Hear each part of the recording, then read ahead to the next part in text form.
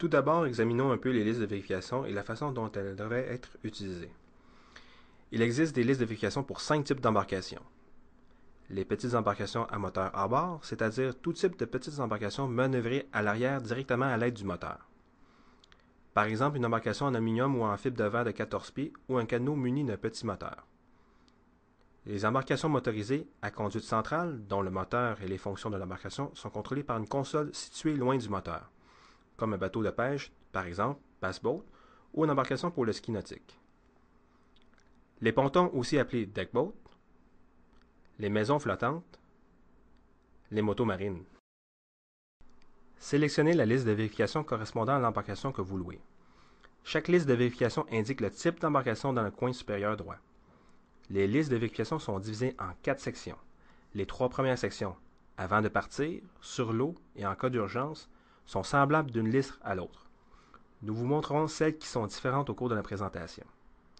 La 4e section est propre au type d'embarcation. Chaque embarcation est différente. La dernière partie de la séance d'information sur la sécurité porte sur les exigences spécifiques applicables à l'embarcation louée.